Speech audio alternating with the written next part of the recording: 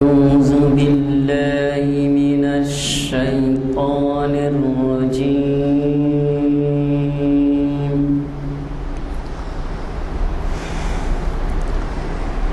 بسم الله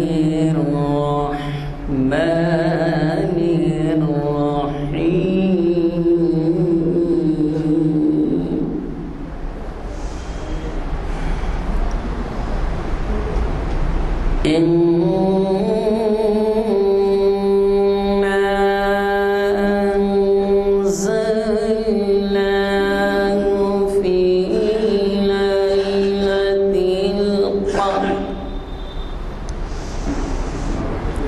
وما أدراك ما ليلة القدر. ليلة القدر خير من ألف شهر. تنزل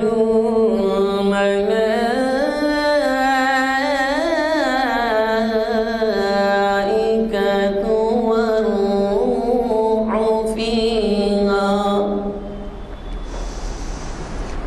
والروح فيها بإذن ربهم من كل أمر.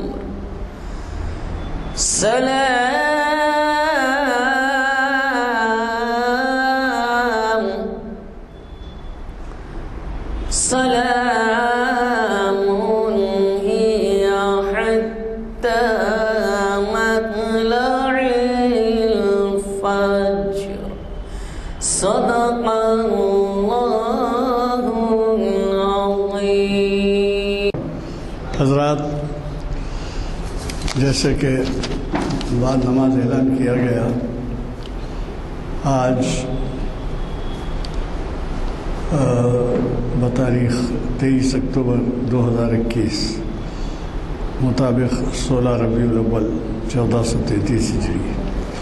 بروز ہفتہ بعد نماز عصر ہم سب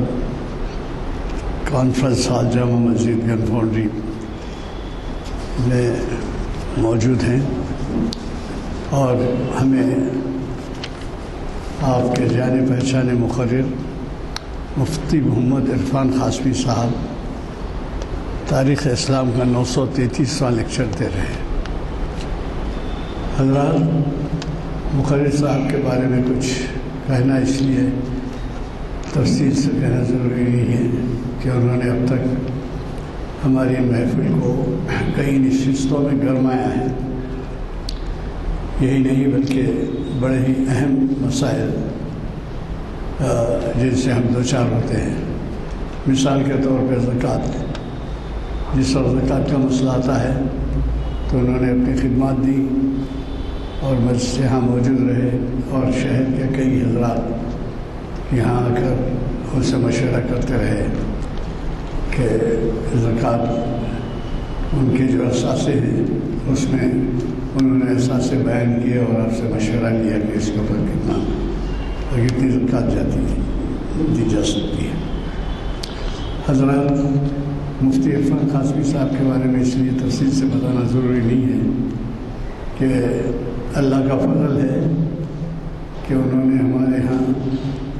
ایک عرصے دراز سے، شاید میں کہوں تو غلط نہیں ہوگا، ایک دہے سے زیادہ سے مخاطب کر رہے ہیں۔ یہ ہم ان کے جذبے کی قدر کرتے ہیں، اور اس لیے بھی ہم مشکور ہیں کہ ہمارے سامعین میں کئی حضرات ایسے ہوتے ہیں جن کے بعد مسائل ہوتے ہیں، اور ظاہر ہے کہ وہ مفتی صاحبان سے ہی مشورہ مناسب سمجھتے ہیں، اور جبکہ ہم جا کے ان مفتی صاحب سے مشورہ نہیں کرتے بلکہ وہ یہاں آتے ہیں تو ان سے مشورے کا ہم فائدہ اٹھاتے ہیں۔ بہرحال اللہ کا فضل ہے کہ آج ہماری یہ تاریخ اسلام کی 933ویں نشست منعقد ہو رہی ہے، اور جیسے میں نے کہا کہ گمفاؤنڈری جامع مسجد عالیہ گمفاؤنڈری کے کانفرنس ہال میں بعد نماز عصر آج بتاریخ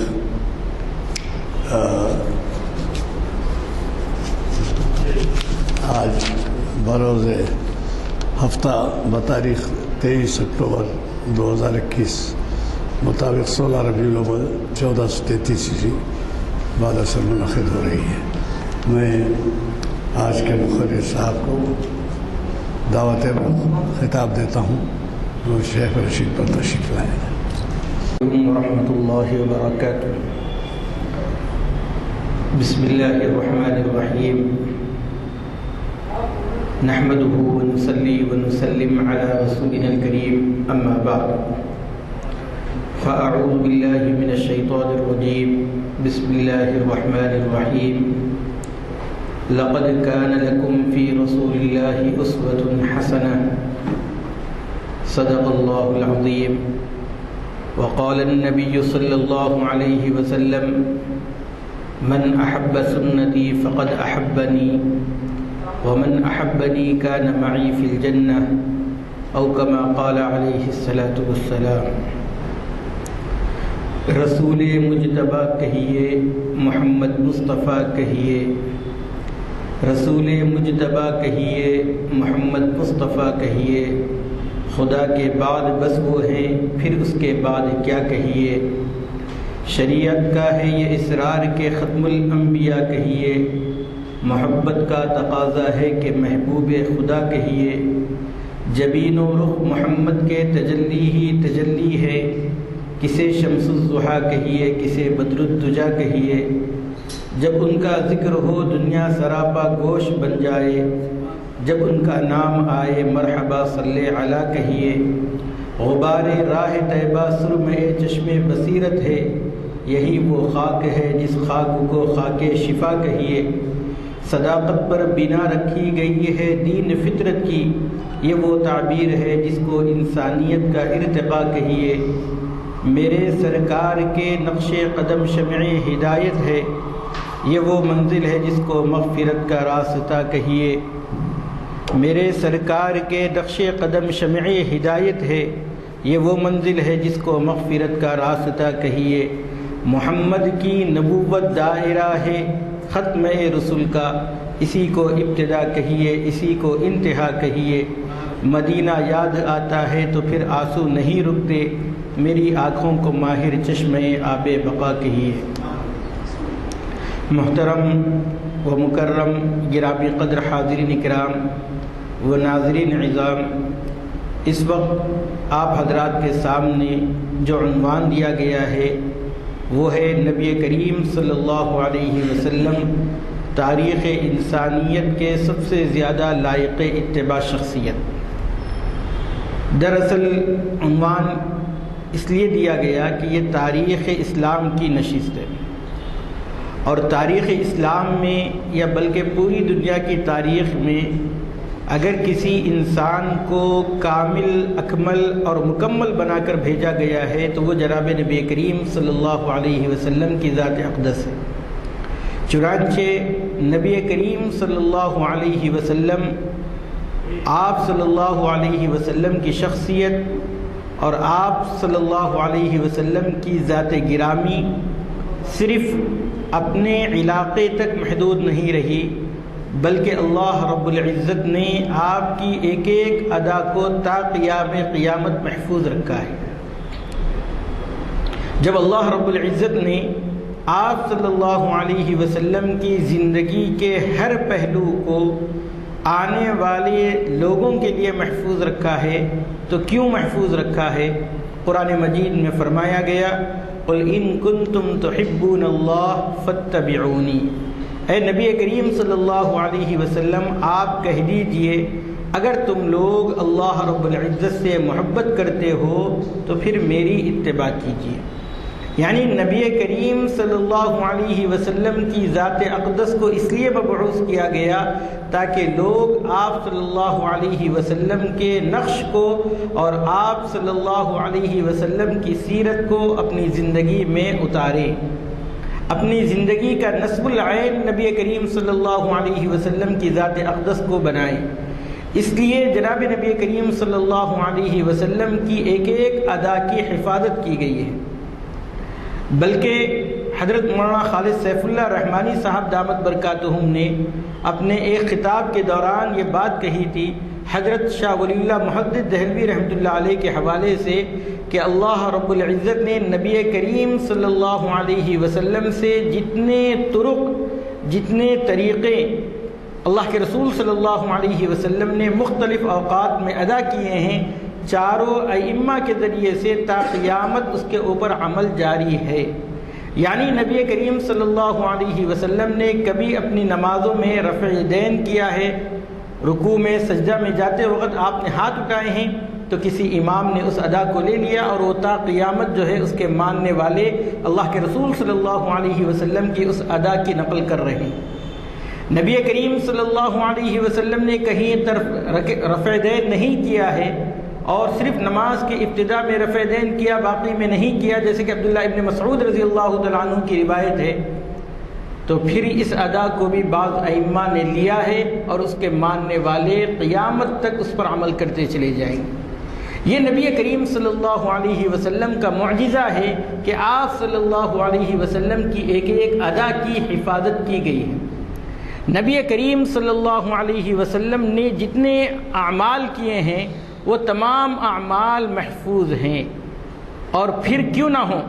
اس لیے کہ جس ذات گرامی کو تمام لوگوں کے لیے اسوہ اور نمونہ بنایا گیا ہے، اس کی خلوت کی زندگی، اس کی جلوت کی زندگی، اس کی اجتماعی زندگی، اس کی انفرادی زندگی، ہر طرح سے زندگی اگر مکمل طور پر لوگوں کے سامنے ہوں گے تو تبھی جا کر لوگ اس کی اتباع کریں گے۔ اور پھر تاریخ اور احادیث کی کتابوں میں نبی کریم صلی اللہ علیہ وسلم کے مختلف واقعات ایسے بھرے پڑے ہیں کہ اگر ہم ان واقعات کو لیں گے تو ہماری زندگی سنور جائے گی۔ امی جان حضرت عائشہ رضی اللہ تعالی عنہا کی خدمت میں 3 صحابہ کرام آئے اور آ کر آپ صلی اللہ علیہ وسلم کا عمل جاننا چاہا۔ جب امی جان حضرت عائشہ رضی اللہ تعالی عنہا نے ان صحابہ کرام کو نبی کریم صلی اللہ علیہ وسلم کا معمول بتا دیا، آپ کا عمل بتا دیا، تو ان لوگوں نے اس عمل کو کم جانا اور پھر آپس میں گفتگو کرتے ہوئے کہنے لگے کہ آپ صلی اللہ علیہ وسلم تو بخشائے ہوئے ہیں، آپ کا تھوڑا عمل بھی آپ کی نجات کے لیے کافی ہے، ہمارے لیے تو پھر اس میں بہت زیادہ محنت اور مشقت کی ضرورت ہے۔ چنانچہ ان 3 صحابہ میں سے حضرت عثمان بن مظعون رضی اللہ تعالیٰ عنہ نے اسی وقت یہ فیصلہ فرما دیا کہ میں کبھی زندگی میں شادی نہیں کروں گا۔ کیوں؟ اس لیے کہ ازدواجی زندگی جب آئے گی تو بہت سے اعمال کرنے میں رکاوٹ بنے گی، اس لیے انہوں نے وہاں پر کہہ دیا کہ میں آئندہ اپنی زندگی میں کبھی جو ہے شادی نہیں کروں گا۔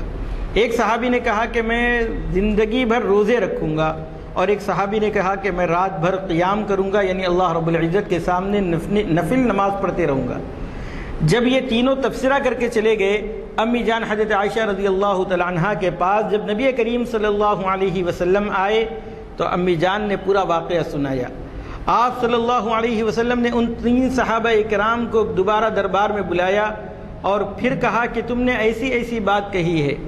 ان لوگوں نے کہا کہ ہاں اللہ کے رسول، ہم نے ایسی بات کہی۔ تو اللہ کے رسول صلی اللہ علیہ وسلم نے اس موقع پر صحابہ کرام کو فرمایا کہ تمہارے لیے میری زندگی عملی نمونہ ہونی چاہیے، اور پھر اپنی عملی زندگی کے بارے میں فرمایا کہ میں روزہ بھی رکھتا ہوں، افطار بھی کرتا ہوں، میں رات میں قیام بھی کرتا ہوں، سوتا بھی ہوں، میں اپنی بیویوں کے پاس حاجت بھی پوری کرتا ہوں اور ان کے ساتھ جو ہے زندگی گزارتا ہوں۔ اور پھر فرمایا کہ فمن رغب عن سنتی فلیس منی، جو میری سنتوں سے اعراض کرے گا وہ مجھ سے نہیں ہے۔ یعنی نبی کریم صلی اللہ علیہ وسلم کی زندگی ہمارے لیے قابل اتباع ہے، اور کیوں نہ ہو، اللہ کے رسول صلی اللہ علیہ وسلم ہی وہ ذات گرامی ہیں کہ اللہ رب العزت نے نبی کریم صلی اللہ علیہ وسلم کے متعلق فرمایا لَقَدْ كَانَ لَكُمْ فِي رَسُولِ اللَّهِ أُسْوَةٌ حَسَنَةٌ، تمہارے لیے نبی کریم صلی اللہ علیہ وسلم کی زندگی بہترین نمونہ ہے۔ اور پھر آپ صلی اللہ علیہ وسلم کی سنتوں کو اپنانے میں ہمیں زیادہ کچھ کرنے کی ضرورت نہیں پڑتی ہے۔ کیوں؟ اس لیے کہ دین شریعت، دین اسلام، ہماری جو شریعت ہے وہ ہماری فطرت کے عین مطابق ہے، فطرت کے عین مطابق، یعنی فطرت سے بغاوت ہماری شریعت کے اندر کرنا نہیں پڑتا ہے۔ جیسے عیسائیوں کے یہاں اور دیگر مذاہب کے یہاں تجرد والی زندگی، انفرادی زندگی گزارنے کی اہمیت ہے، اور وہ لوگ اس وقت تک روحانی منزل کو نہیں پا سکتے ہیں جب تک کہ وہ تنہائی کے اندر بیٹھ کر چلے وغیرہ کریں، تب جا کر ان کو روحانی منزل حاصل ہو سکتی ہے۔ اللہ کے رسول صلی اللہ علیہ وسلم نے ہمیں یہ فرمایا ہے کہ اللہ کے رسول صلی اللہ علیہ وسلم نے نہا عن التبتل، آپ نے تجرد والی زندگی سے منع فرمایا، اور بلکہ فرمایا النکاح من سنتی، نکاح میری سنت، یعنی نبی کریم صلی اللہ علیہ وسلم کی سنتوں کو اپنانے کے لیے، آپ کے طریقے پر چلنے کے لیے ہمیں زیادہ کچھ محنت کرنے کی ضرورت نہیں پڑتی ہے، بلکہ صرف ہمیں ذرا توجہ دینے کی ضرورت پڑتی ہے۔ جیسے ہم روزانہ صبح میں اٹھتے ہیں، روزانہ ہم صبح اٹھنے کے بعد ہم واش روم جاتے ہیں، وہاں سے نکلتے ہیں،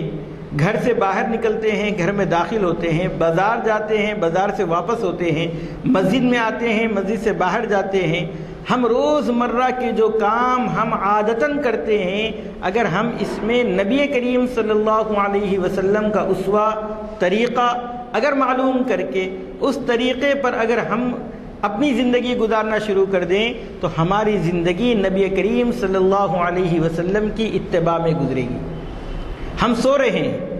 سوتے وقت ہمیں ذرا توجہ دینے کی ضرورت ہے کہ آپ صلی اللہ علیہ وسلم کیسے سوتے تھے، آپ صلی اللہ علیہ وسلم کے سونے کا انداز کیا تھا، کتابوں میں محفوظ ہے، روز مرہ کی سنتوں کے اندر وہ بات بار بار آتی ہے کہ اللہ کے رسول صلی اللہ علیہ وسلم اس طریقے سے سویا کرتے تھے۔ اگر ہم اس کو صرف سوتے وقت آپ صلی اللہ علیہ وسلم کی اتباع کی نیت کر لیں تو فوراً ہمیں ثواب بھی ملنا شروع ہو جائے گا۔ ہم روزانہ اپنے گھر والوں کو کچھ نہ کچھ مارکیٹ سے لا کر دیتے ہیں، اور ہم یہ سمجھتے ہیں کہ یہ ہمارا دینا، یہ ہماری مجبوری ہے، یہ ہماری ذمہ داری ہے۔ اللہ کے رسول صلی اللہ علیہ وسلم نے فرمایا کہ تمہارا اپنے اہل و عیال کو خرچ کرنا، اگر تم اس پر ثواب کی امید رکھتے ہو، یقین کا جو وعدہ ہے اللہ رب العزت کا، اگر اس پر تمہارا ایمان ہے تو اللہ کے رسول صلی اللہ علیہ وسلم نے فرمایا تمہارا جو ہے اس طریقے سے خرچ کرنا تمہارے لیے صدقہ ہو جائے گا۔ بلکہ اللہ کے رسول صلی اللہ علیہ وسلم نے یہاں تک فرمایا کہ تمہارا اپنی بیوی کے منہ میں لقمہ دینا تمہارے لیے صدقہ ہے۔ اور پھر اللہ کے رسول صلی اللہ علیہ وسلم ایک مرتبہ باہر تشریف لے گئے، ترمذی شریف کی روایت ہے،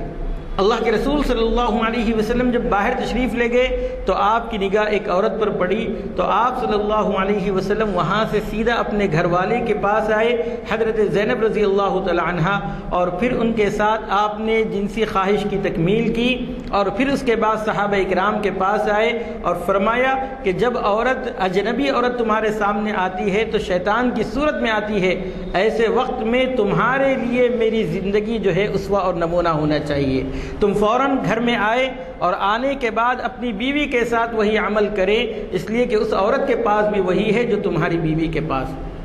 تو میرے بھائیوں، یہ نبی کریم صلی اللہ علیہ وسلم نے ہمیں بتایا ہے، اسوہ بتایا ہے۔ آپ کی ذات ہمارے لیے اس معاملے میں اسوہ اور نمونہ ہے کہ ہم اس موقع پر کس طریقے سے اپنی زندگی کو پاکیزہ بنا سکتے ہیں، ہم اپنی زندگی کو کس طریقے سے گناہوں سے بچا سکتے ہیں۔ اللہ کے رسول صلی اللہ علیہ وسلم کا یہ اسوہ ہمارے سامنے موجود ہے۔ اس لیے اگر ہم نبی کریم صلی اللہ علیہ وسلم کی سنتوں کو اپناتے چلے جائیں گے تو میرے بھائیوں، ایک تو یہ ہوگا کہ ہم نبی کریم صلی اللہ علیہ وسلم سے حقیقی طور پر محبت کرنے والے بنیں گے، اس لیے کہ نبی کریم صلی اللہ علیہ وسلم نے محبت کا معیار ہمیں دیا ہے۔ آپ صلی اللہ علیہ وسلم نے فرمایا من احب سنتی فقد احبنی، جس نے میری سنتوں سے محبت کی اس نے مجھ سے محبت کی ہے۔ آج اگر ہم نبی کریم صلی اللہ علیہ وسلم کے اس معیار کو چھوڑ کر ہم زبانی طور پر جتنے دعوے کر لیں کہ ہم نبی کریم صلی اللہ علیہ وسلم سے محبت کرنے والے ہیں، ہم فلاں سے محبت کرنے والے ہیں، لیکن ان کے بتائے ہوئے طریقے کو چھوڑ کر اگر محبت تلاش کریں گے تو یقیناً ہم گمراہ ہو جائیں گے، اور پھر ہم محبت کے نام پر وہ سب کچھ کرنے لگیں گے جو آج ہمیں دکھائی دے رہا ہے کہ دیگر اقوام کے، دیگر مذاہب کے ماننے والوں کے وہ تمام طریقے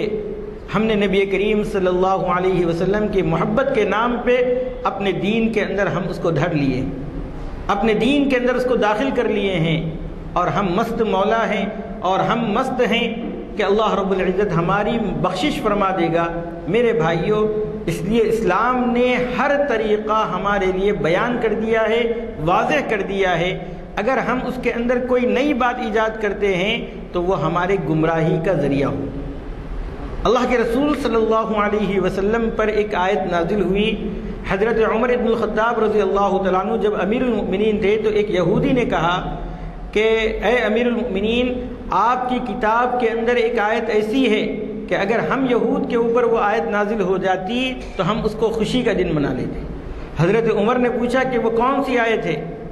اس یہودی نے کہا کہ الیوم اکملت لکم دینکم واتممت علیکم نعمتی ورضیت لکم الاسلام دینا۔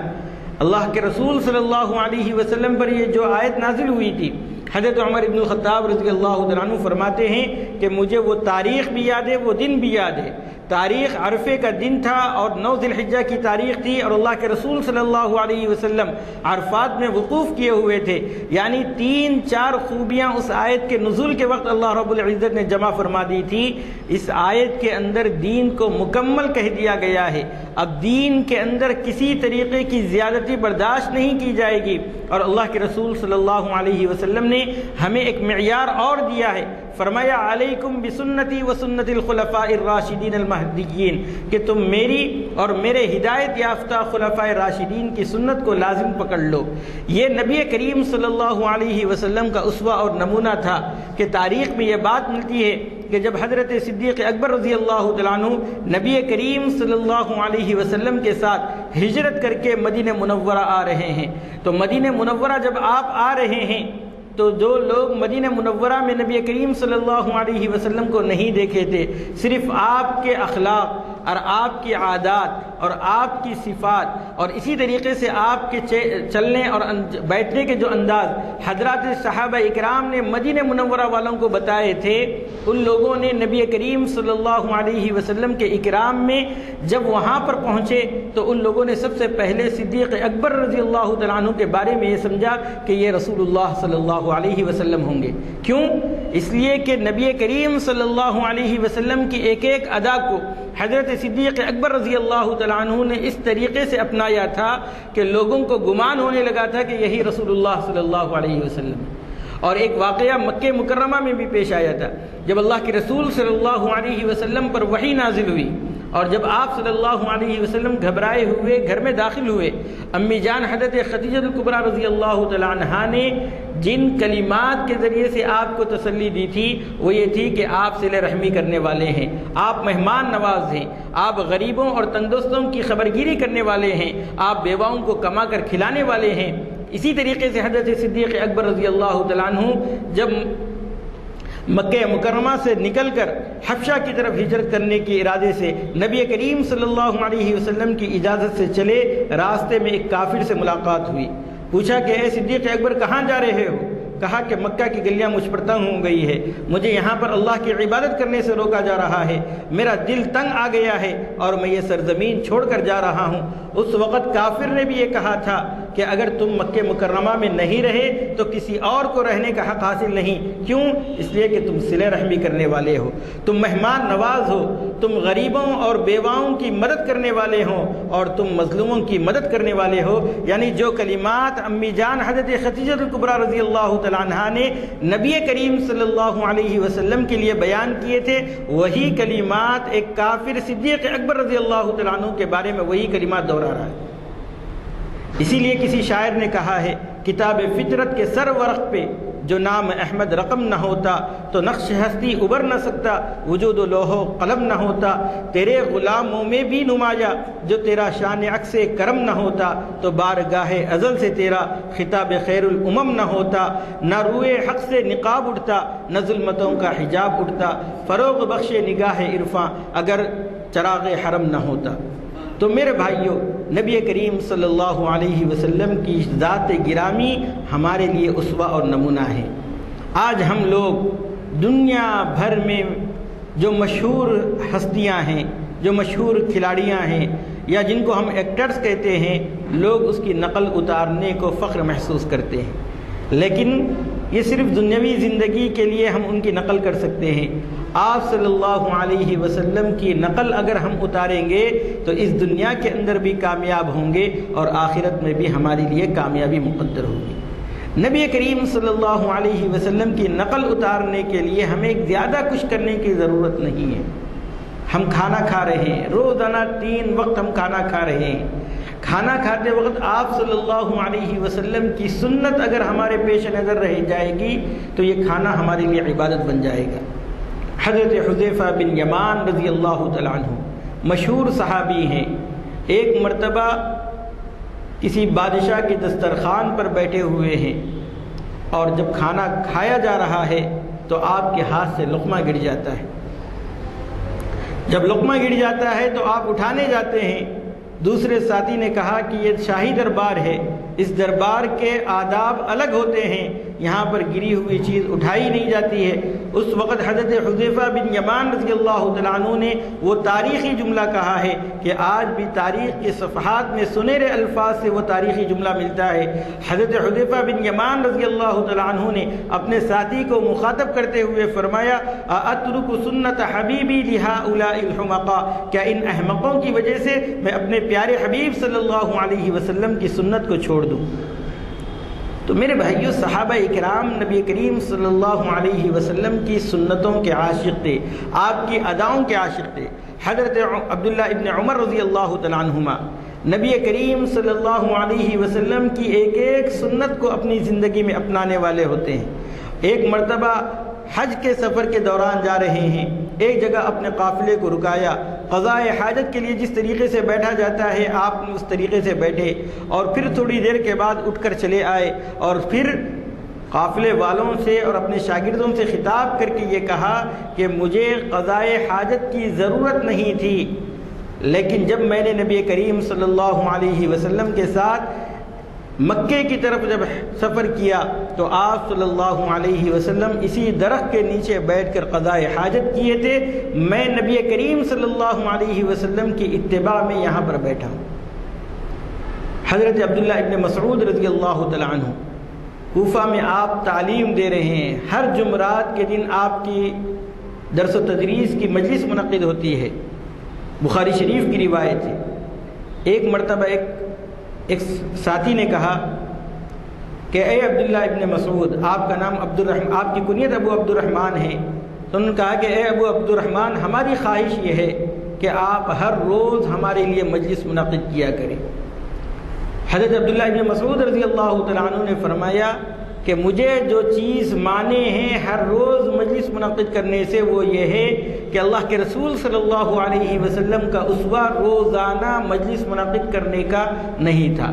آپ صلی اللہ علیہ وسلم ہمیں اکتا جانے کے ڈر سے آپ صلی اللہ علیہ وسلم گاہے بگاہے ہمیں نصیحت فرماتے تھے، اس لیے میں بھی نبی کریم صلی اللہ علیہ وسلم کی اتباع میں تمہیں ہر جمعرات کے دن یہ مجلس منعقد کرتا ہوں۔ یعنی اتنا صحابہ اکرام نبی کریم صلی اللہ علیہ وسلم کی اتباع میں پاس و لحاظ رکھے ہیں۔ ایک مرتبہ حضرت عمر بن الخطاب رضی اللہ تعالیٰ عنہ ایک قافلے کو چھوڑنے کے لیے بہت دور تک آئے، اور وہاں پر آنے کے بعد یہ فرمایا، وہ انصاری صحابہ اکرام کا قافلہ تھا، تو ان سے یہ فرمایا کہ میں اتنی دور تک تمہارے ساتھ کیوں آیا ہوں؟ انہوں نے کہا کہ نبی کریم صلی اللہ علیہ وسلم ہم انصار سے محبت کرتے تھے، اس وجہ سے آپ ہمارے پاس یہاں پر آئے۔ فرمایا کہ نہیں، بلکہ اس لیے آیا ہوں کہ تم جس جگہ پر جا رہے ہو وہاں پر لوگ نبی کریم صلی اللہ علیہ وسلم کے متعلق بہت زیادہ دریافت کریں گے، اس وقت تم احتیاط سے کام لینا اس لیے کہ نبی کریم صلی اللہ علیہ وسلم کی شخصیت، آپ کے اقوال اتنے احتیاط کے قابل ہیں کہ اللہ کے رسول صلی اللہ علیہ وسلم نے فرمایا اگر تم جو جان بوجھ کر میری طرف جھوٹ کی نسبت کرو گے تو تمہارا ٹھکانہ جہنم میں ہوگا۔ تو میرے بھائیوں، صحابہ کرام رضوان اللہ تعالیٰ علیہم اجمعین نبی کریم صلی اللہ علیہ وسلم کی سنتوں کو اپنی زندگی میں اپنانے والے تھے، اور آپ صلی اللہ علیہ وسلم کی زندگیوں میں انہوں نے اگر نبی کریم صلی اللہ علیہ وسلم کی ان اداؤں کو اپنایا ہے تو اللہ رب العزت نے انہیں پورے 4 دانگ عالم کے اندر قبولیت عطا فرمائی ہے۔ اگر ہم بھی نبی کریم صلی اللہ علیہ وسلم کے اسوہ کو، آپ کی زندگی کو، آپ کی سیرت کو اگر ہم اپنی زندگی میں اتارنے والے بنیں گے، اپنی زندگی کے اندر اپنانے والے بنیں گے، تو یاد رکھیں ہمیں دنیا کی بھی کامیابی ملے گی اور آخرت میں بھی ہم سرخرو ہوں گے۔ اللہ کے رسول صلی اللہ علیہ وسلم کی ذات مبارکہ آپ دیکھیں گے ایک ایک ادا کو اللہ رب العزت نے محفوظ رکھا ہے۔ حضرت مفتی سعید صاحب نور اللہ مرقدہ نے اپنے ایک خطاب کے دوران جو انہوں نے امریکہ کے اندر شکاگو کے اندر آپ نے وہاں پر خطابات کیے ہیں، 2 جلدوں کے اندر علمی خطبات کے نام پر کتاب ملتی ہے، اس کے اندر ازواج مطہرات سے نکاح کا جو مقاصد تھے اس کو بیان کرتے ہوئے یہ لکھا ہے کہ آپ صلی اللہ علیہ وسلم کی جو نجی زندگی تھی، جس کو ہم گھریلو زندگی کہتے ہیں، اللہ رب العزت نے اس گھریلو زندگی امت کے سامنے لانے کے لیے ازواج مطہرات کا انتخاب فرمایا۔ اس لیے ازواج مطہرات نے نبی کریم صلی اللہ علیہ وسلم کی پرسنل لائف کو بھی امت کے سامنے شیئر کیا ہے، بیان کیا ہے، تاکہ امت کو اس معاملے کے اندر بھی کسی طریقے سے الجھن نہ پیدا ہو کہ اس میں ہمارے لیے کیا اسوہ اور کیا نمونہ ہے، بلکہ اللہ کے رسول صلی اللہ علیہ وسلم کی زندگی جو گھریلو زندگی ہے وہ بھی ہمارے سامنے رہے۔ انہی زندگی میں سے امی جان حضرت عائشہ رضی اللہ تعالی عنہا شب برات والی زندگی کا واقعہ نقل کرتے ہیں کہ اللہ کے رسول صلی اللہ علیہ وسلم میرے ساتھ لیٹے ہوئے ہیں، آپ چادر کو آہستہ سے نکالا، آپ اپنے دروازے کی کیواڑ بھی آہستہ سے کھولی اور آہستہ دبے پاؤں آپ باہر تشریف لے گئے، جس کی وجہ سے حضرت عائشہ رضی اللہ تعالی عنہا کو شک ہونے لگا کہ کہیں آپ دوسری ازواج کے پاس نہ چلے گئے۔ لیکن جب وہ آپ صلی اللہ علیہ وسلم کے پیچھے تشریف لے گئیں تو دیکھا کہ آپ جنت البقیع کے اندر مرحومین کے لیے دعائیں مغفرت کر رہے ہیں، لیکن شارحین نے، حدیث کی شرح لکھنے والوں نے یہ بات لکھی ہے کہ نبی کریم صلی اللہ علیہ وسلم نے ہر معاملے کے اندر جو آہستگی کا جو معاملہ کیا ہے اور ہر چیز کو جو آہستہ سے کیا ہے، اس کی وجہ یہ تھی کہ پاس سونے والی بیوی کے نیند میں خلل نہ ہو جائے۔ اسی لیے آپ صلی اللہ علیہ وسلم گھر میں داخل ہوتے وقت اس طریقے سے سلام کرتے تھے کہ اگر جاگنے والا ہوتا تو وہ سن لیتا، اگر کوئی سونے والا ہوتا تو اس کے نیند میں خلل نہیں ہوتا تھا۔ تو یہ نبی کریم صلی اللہ علیہ وسلم کا اسوہ ہمارے نجی زندگی کے اندر، گھریلو زندگی کے اندر ہمیں ملتا ہے۔ ازواج مطہرات سے سوال کیا گیا کہ آپ صلی اللہ علیہ وسلم گھر کی خواتین کے ساتھ کیسے ہوتے تھے، تو آپ صلی اللہ علیہ وسلم کے بارے میں ازواج مطہرات نے جو بتایا کہ وہ ہمارے کام میں ہاتھ بٹاتے تھے۔ اندازہ کیجئے کہ اللہ کے رسول صلی اللہ علیہ وسلم ایک طرف آپ مقتدیٰ ہیں، آپ رہبر ہیں، رہنما ہیں، آپ کے اشارے پر لوگ جو ہے اپنی جانوں کا نذرانہ پیش کرنے کے لیے تیار ہیں، لیکن آپ صلی اللہ علیہ وسلم کی ذات ہے کہ گھر کی خواتین کے ساتھ آپ دل جوئی کا معاملہ کرتے ہیں۔ کبھی حضرت عائشہ رضی اللہ تعالی عنہا سے دوڑ کر رہے ہیں، کبھی آپ صلی اللہ علیہ وسلم ان کے کاموں میں ہاتھ بٹا رہے ہیں، آپ صلی اللہ علیہ وسلم ان کے ساتھ ظریفانہ تکلم کر رہے ہیں، خوش اسلوبی کے ساتھ بات کر رہے ہیں، اور پھر لوگوں کے سامنے خطاب کر کے فرما رہے ہیں خیرکم خیرکم لآلہ، تم میں سب سے بہتر وہ ہے جو اپنے گھر والوں کے ساتھ بہتر ہو، وَأَنَا خَيْرُكُمْ لِأَهْلِي، اور میں اپنے گھر والی کے ساتھ سب سے بہتر ہوں۔ یہ نبی کریم صلی اللہ علیہ وسلم کا اسوہ ہے۔ اس لیے میرے بھائیوں، ہمارے لیے نبی کریم صلی اللہ علیہ وسلم کی ذات گرامی، آپ کی ذات اقدس دنیا بھر کے تمام لوگوں سے زیادہ لائق اتباع ہے۔ آپ صلی اللہ علیہ وسلم ہی کی اتباع میں ہماری زندگی ہے، ہماری کامیابی ہے۔ اگر ہم نے اس کو اپنا لیا تو یقیناً ہم کامیاب ہو جائیں گے۔ کیوں؟ اس لیے کہ نقش قدم نبی کے ہیں جنت کے راستے، نقش قدم نبی کے ہیں جنت کے راستے، اللہ سے ملاتے ہیں سنت کے راستے۔ آمین وآخر دعوانا ان الحمدللہ رب العالمین۔ ماہ ربیع الاول کی برکتیں ہیں، اخبارات میں بھری پڑی ہیں، جہاں دیکھو شہر کے حصے میں اضلاعوں میں عید میلاد منائی جاتی ہے۔ یہ صحیح ہے کہ ہمارے لیے یہ مہینہ ایک باعث برکت ہے، جبکہ ہم کو بہت سی چیزوں کے بارے میں یاد دلایا جاتا ہے۔ اللہ کرے کہ ہم جو کچھ سن رہے ہیں اس سے استفادہ بھی کریں، یہ نہیں کہ نشستن و گفتن و برخاستن فارسی کا مقولہ ہے، بیٹھے بات چیت کیے اور برخاست ہوئے۔ تو اس بات کا خیال رکھیے کہ ہم یہاں سے جو پیام لے جاتے ہیں، جو ہمارے فاضل مخربین یہ دنیا بھر میں مشہور ہے، اور یہ جس وقت میں آپ سے مخاطب ہوں بین الاقوامی طور پہ دیکھا جا رہا ہے، اسی طرح سے یہ آپ کے جو خطاب ہوتے ہیں وہ ٹی وی پہ دیکھے جاتے ہیں۔ تو میں آپ سے گزارش کروں گا کہ نہ صرف آپ خود عمل کریں بلکہ اپنے ساتھ کچھ نوجوانوں کو بھی لیتے ہیں، کوشش کریے، کیونکہ نوجوانوں کے پاس تو بہت سی فرصت ہے، ٹی وی پہ فرصت ہے، کھیل کود کے لیے فرصت ہے، راتوں میں چبوتروں پہ بیٹھ کے گپ بازی کی فرصت ہے، معلوم نہیں کتنے نوجوان نمازوں کے لیے بھی پابند ہوتے ہیں۔ میں اللہ کا شکر ہے میں اس محفل کے ذریعے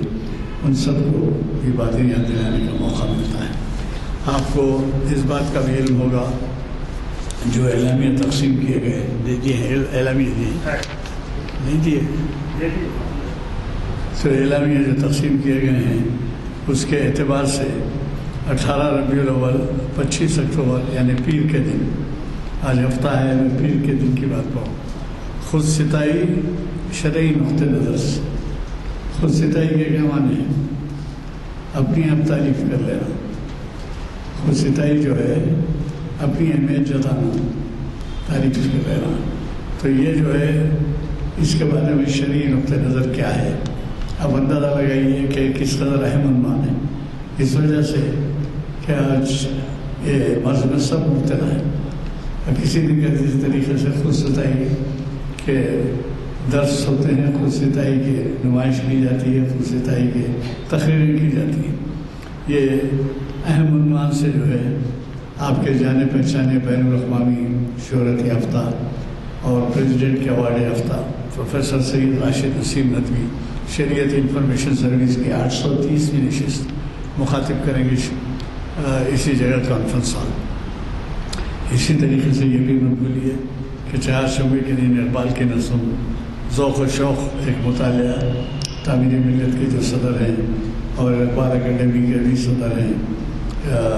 جناب محمد ضیاء الدین نیر صاحب، وہ مخاطب کریں گے ذوق و شوق ایک مطالعہ۔ مجھے کبھی توقع ہے کہ آپ اس میں استفادہ کریں گے۔ میں آپ سب سے دعاؤں کی گزارش کرتا ہوں۔ اللهم صل على محمد وعلى آل محمد وبارك وسلم.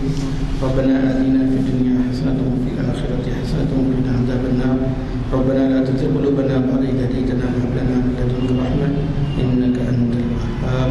سبحان ربك رب العزة عما يصفون وسلام على المرسلين والحمد لله.